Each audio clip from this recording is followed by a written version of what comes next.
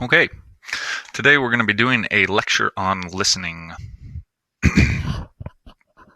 So over the course of this lecture, we are going to learn the different types of listening, explain the difference between hearing and listening, and also try to understand why good listening skills are important. Because obviously, showing others that being someone that listen will make you a valuable asset to family and friends, but also to the businesses that you work at. And in today's world, listening and retaining is a very hard thing to do because there are so many distractions, so many different directions to be pulled in any one part or at any one time. So the better you are able to listen and retain more of what you hear, the more successful you're likely to be in your life. So we're going to distinguish between passive listeners and active listeners. Passive listeners believe the talker should do all of the work. They tolerate distractions. You can find out who is passively listening by the fact that they have their laptop or their cell phone sitting on their desk at the same time. If you go out to dinner with someone and they're looking at their phone as much as they are actually looking at you, they're probably engaging in passive listening. They pay more attention to how someone looks rather than what they're saying, and they fail to ask questions to gain understanding, whether that's actually asking questions out loud to the speaker or whether it is just in their own mind as they're listening.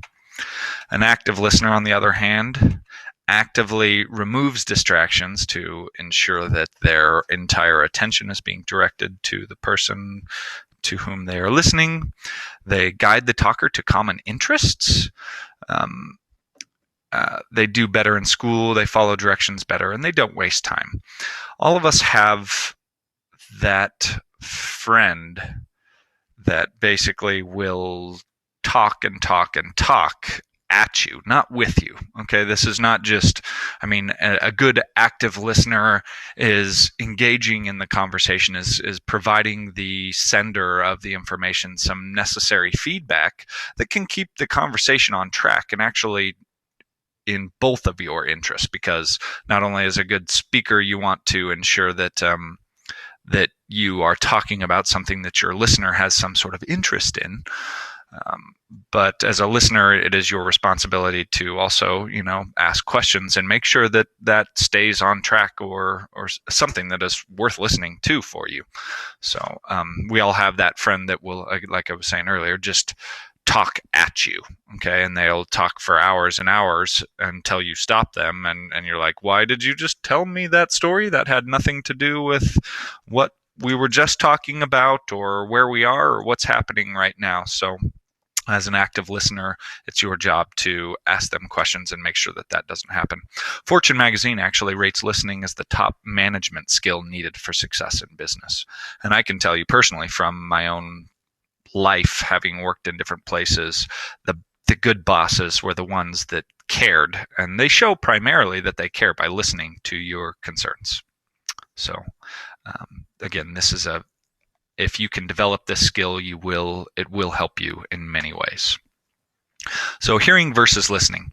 Hearing is the automatic reaction of the senses and the nervous system. So this is the process of, your ear catching those sound waves and translating them into electrical signals, okay, and sending them to the brain.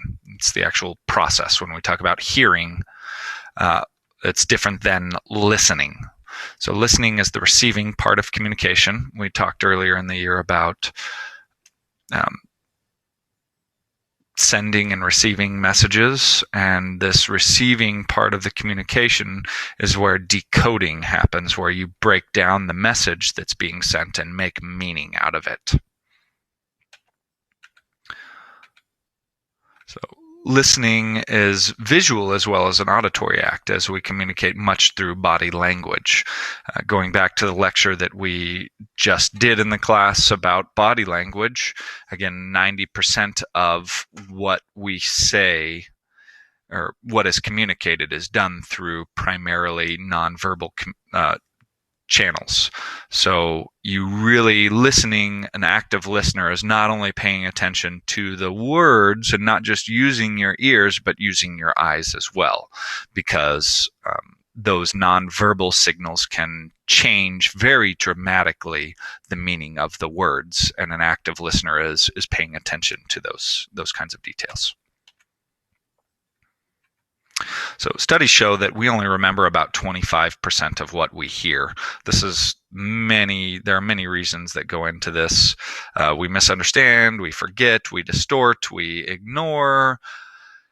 Again, potentially because we're distracted by other things, emotions that or things that we're dealing with that day, and we're just not fully attuned to what we're hearing. So if you can increase that number dramatically, you're going to help yourself in school and in the workplace.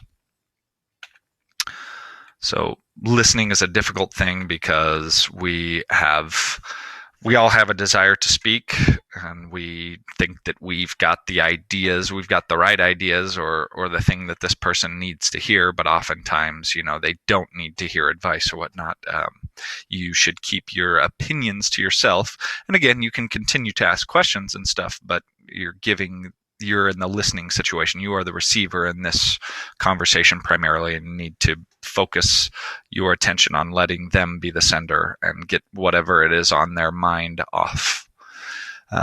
So if you're thinking of a response rather than actually listening, again, you've probably gone into more of a passive listening role.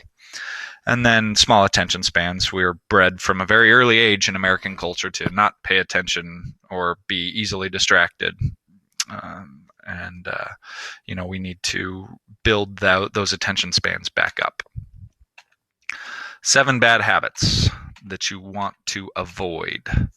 So 1, tuning out dull topics. You can think of this if you have convinced yourself that you're not good at math and that math is boring, you're probably going to do very poorly in math because you believe it to be a dull topic. Yeah. You are all capable of understanding these issues. It's a matter of keeping that attention span directed towards the instructor and the teacher or the lesson at hand. Faking attention is a bad one. You're wanting to be polite, so you're nodding your head and pretending to listen, whereas you're actually far away in thinking about the book that you're reading or whatever. Yielding to distractions, having the phone, or listening to other conversations that are happening around you, if that is the case. Criticizing delivery or physical appearance. This is something we have to deal with a lot in speech and debate, as judges that aren't very good at what they're doing will comment more, care more about the clothes that you're wearing as opposed to the words that you're saying or the way that you're delivering them. So this is why we try to control as much as possible and give ourselves as much ethos by actually dressing up and looking the part, so they don't have that to criticize in case they do want to, but hopefully they're good listeners and don't do that automatically. So we don't want to jump to conclusions about what's being said, because then we're not actually listening anymore and could misunderstand very easily. Overreacting to emotional words. In competitive speech in particular, this can be a problem, and this is why some topics are just very risky to do, because judges may not feel or may feel that some words are inappropriate or insulting, and then they can basically shut down and stop listening. But that goes for general audiences as well. And then interrupting. If you are constantly interrupting because it is your turn to speak or you know better than them, again, you're not a good listener. We have lots of filters that affect how we listen and what we listen to and what we get from what we listen. And this can go to such things as education, the level of education that we have. So we may lead to misunderstandings, biases that we have towards different things, age perhaps, or different political parties, etc. These can again make us jump to conclusions as to what's being said and stop listening. our age range, how old we are, based off of